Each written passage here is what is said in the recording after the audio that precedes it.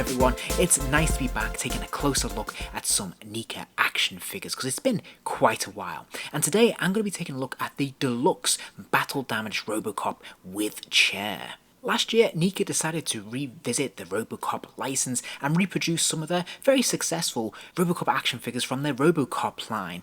And it's a pretty cool line. They've done some fantastic figures in this line already. They've done various variants of Robocop from the different films. And of course, they've even done a fantastic Ed 209 action figure. I'm always personally hoping they'll actually release a Robocop 2 figure. And I don't mean our hero Robocop, but I do mean the actual Robocop 2 as he appears in the film. That would be fantastic, and I'd love that to round out this collection.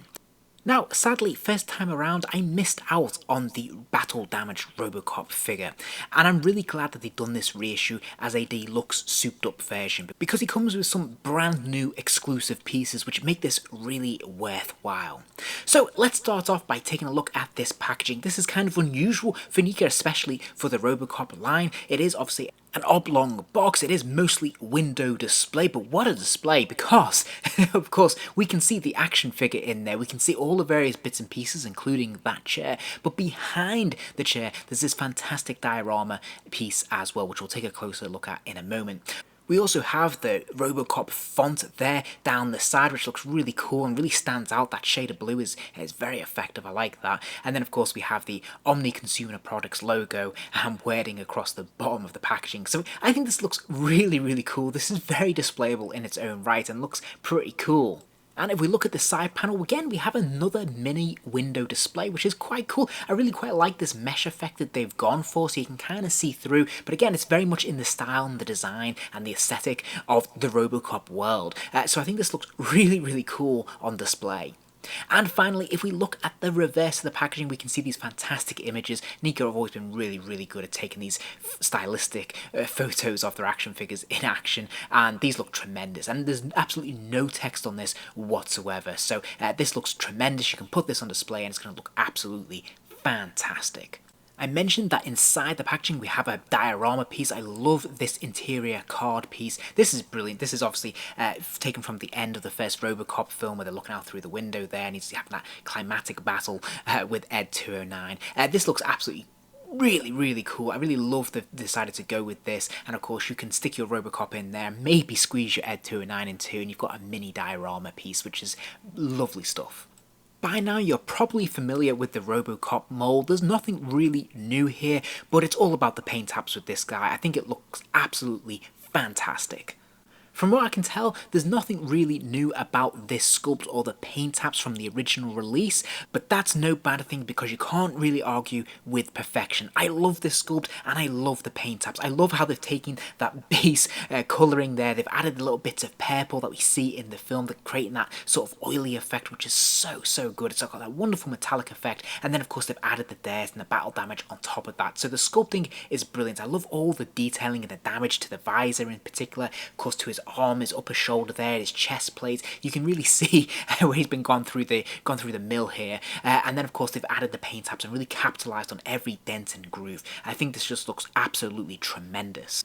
And of course that runs through the entire mould on this figure. I just think the sculpt is just wonderful, really. And as I said, those paint apps are absolutely fantastic. You can see particularly around the belt area, around that lower torso, some of that oil that's dripped down over him. I love how they've added that extra detail in there. It feels like they've really studied the stills of this film to make sure they've captured every nuance to this version of the character. You can really see that NECA have gone the extra mile with this one. There's so much detail here, it's really hard to know what to focus on and what to start with, really. So I'll let you consume it at your own convenience. But I did want to point out that he has just two hands here. He's obviously got his trigger finger hand and he's got his open palm hand. So these are the two that are pretty standard for any of the Robocop figures from NECA.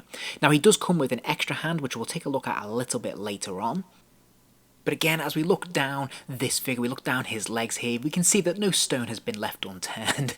They've really covered every aspect of this figure and made sure that everything has the appropriate detail, and it's all pretty much screen accurate. So yeah, top marks for NECA for just getting this level of detail in their action figure and just, yeah, making sure that they really capitalise on it with fantastic paint apps on top of everything else. So yeah, great job. In terms of articulation, well, he does have that ball joint in the neck area, so as you can see, you can turn his head from side to side, he can lean it left and right as well, and of course it will nod up and down, so there's actually a pretty surprisingly good range of motion here for this character, which is fantastic. Now he does have more limited motion in his ball joints in his shoulder, so his arms can kind of kick out to the side, but not a great deal. But this is pretty consistent with what we see in the film, so I'm not going to mark this against it. He has a single joint at the elbow there, so he can lift his lower arms to nearly 90 degrees, probably more like 45 degrees, but again, pretty consistent with what we see on screen, so I have no issues with that. He does have a single swivel at the top of the forearm, which is great, so he can rotate that arm around, but there is no hinge here whatsoever. He does have a ball joint in the torso. Mine's very, very stiff. I can't get an awful lot of motion out of this. He can kind of move from side to side and left to right a little bit, but yeah, there's not a huge range here. Now, the hips have a strange joint here, which will allow the legs to kick out to the side and kick forwards, although really it's much more of a diagonal sweep, which I think is pretty consistent with what we see on screen. This character obviously didn't have a lot of movements in that film. Now he does have a single joint at the knees. Well, that roughly bends to about 45 degrees again, and we can see there is another hinge at the ankle there that will allow the foot to move up and down, and if you look carefully you'll see it does work in tandem with that piston as well. So the figure is fantastic, but where I think this version of the figure really comes into its own is with some of these fantastic accessories he has. Now he does have his standard Mag 9, as you would hope, which is pretty cool, nicely sculpted.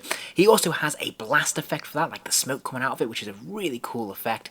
But then he also has his spike hand, which is really cool. I'm really glad to see this again. And then best of all, he has the Peter Weller alternate head sculpt. This is so cool, and I believe this is the first time we've had this from NECA. This is an absolutely fantastic piece, and for a lot of people, I suspect this will probably be the main reason for buying this set. So if we take a look at a few of these pieces in action, here he is, obviously with his Mag 9 and of course the explosion effect there. This looks tremendous. This is absolutely great, doesn't it? I think this is very, very successful. Yeah, fantastic accessory. Looks really, really good. I really like having that extra effect in there as well. Here he is with that spike as well. Again, this is a recycled piece. We've seen this before, but it's really great to finally have this with this version of the figure. I think this is a really nice extra piece to have if you don't already own it. So yeah, this looks tremendous.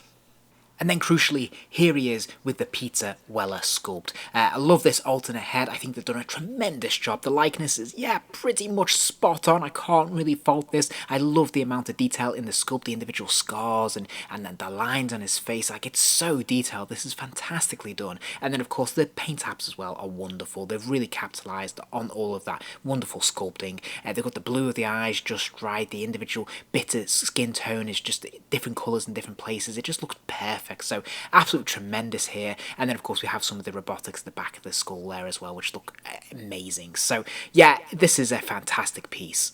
And I'm pretty sure if you're a fan, then you're really gonna love this. But that's not all, because he also comes with his chair as well. Now, I've got to be honest, I'm a little bit underwhelmed by this, and I'm not quite sure what I was really expecting. It is a very lightweight plastic piece. It does look pretty accurate to what we see on screen now, and that's really nice to have another world-building part to this collection. There are a couple of points of articulation, so you can move these screens around on a straight swivel. Likewise, you can do that for the monitor here, and I do really like that they've used a still from the film here for this. I think that works really, really well. The back piece of the chair seems to lift up on one side, but not the other. I'm not quite sure whether this is meant to be adjustable, whether there's something slightly askew with mine.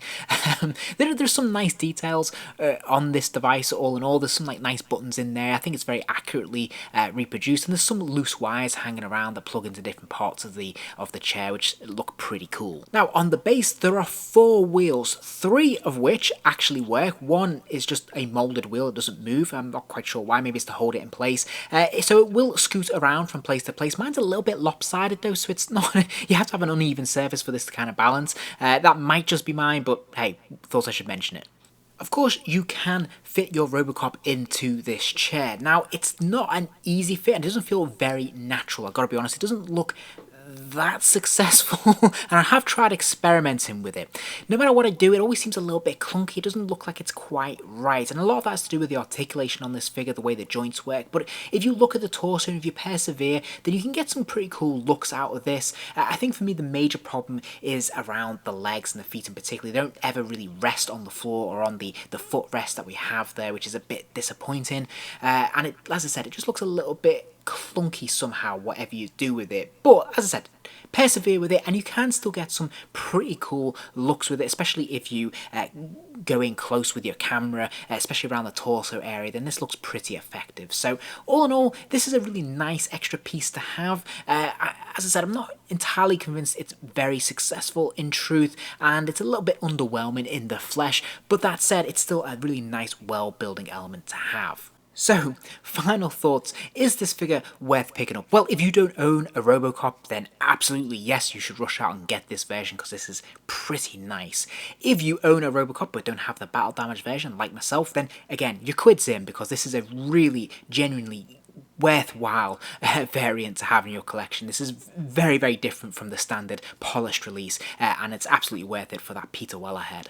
Now, if you already own the battle damage Robocop, then you've got to ask yourself, is it worth it this time? Well, I'd say it probably still is worth the double dip because you are getting that fantastic head sculpt, you're getting some of these extra lovely bits and pieces. I do think the chair, although it's not massively successful, is a nice world building piece to add into the collection and flesh out this world if you have the other figures in the line. And I also really like this diorama piece as well. I think that's really effective and it's a nice little extra to have. So all in all, this is a pretty successful set. I really, really like it, more for the figure than anything else. As I said, the chair, I can take or leave it, but it's nice to have. But really, it's all about this fantastic sculpt, and it's wonderful having that alternate head as well. So yeah, I think this is a really, really nicely, lovingly produced figure, and I think it's definitely worth your time. And if you enjoyed this video, please do give it a like, and remember to subscribe as there'll be plenty more videos soon.